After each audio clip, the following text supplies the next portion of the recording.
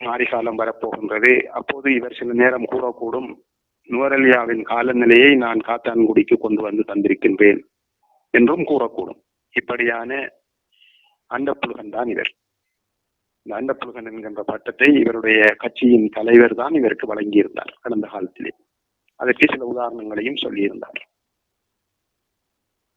இவையெல்லாம் ஒரு பக்கம் இருக்க, இந்த ஊரிலே போக்குவரத்து நெரிசலை கட்டுப்படுத்துவதற்காக நாங்கள் மதில் கட்டினோம், வீடுகள் கட்டினோம், கட்டிடங்கள் கட்டினோம், எல்லாம் செய்தோம்.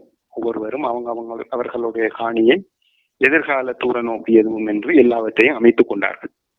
இப்போது ஒரு ஊர் நகரமயமாகின்ற போது செய்ய வேண்டிய பணி என்னவென்று சொன்னால், ஒரு வழிப்பாதையாக இந்த வீதிகளை மாற்றுவது.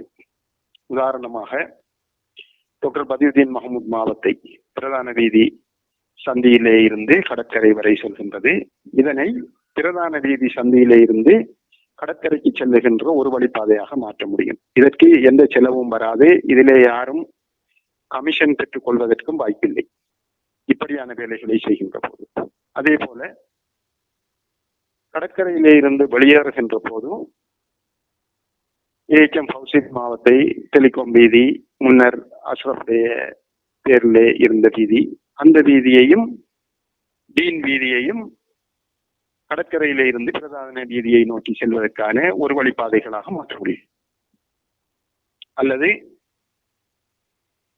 டீன் வீதியையும் மீன்பிடிலாக வீதியையும் பிரதான வீதியை நோக்கி செல்கின்ற பாதையாக மாற்றி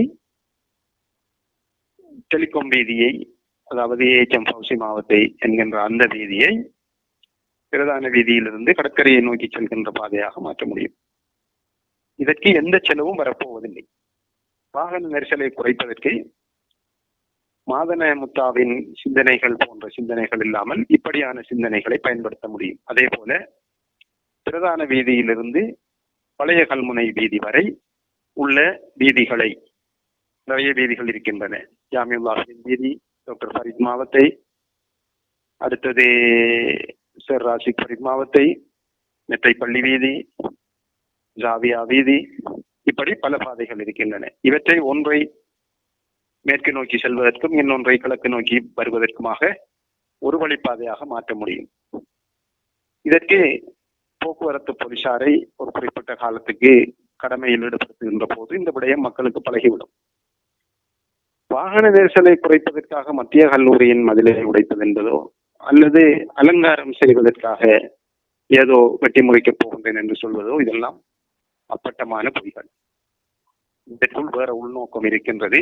என்ன உள்நோக்கம் இருக்கின்றதோ இல்லையோ, மத்திய கல்லூரிக்கு சுற்றி வர வீதிகள் இருந்ததால் தான் இவ்வளவு காலத்துக்கு அந்த காணி வேற யாராலும் ஆக்கிரமிக்கப்படாமல் பாதுகாக்கப்பட்டிருக்கின்றது.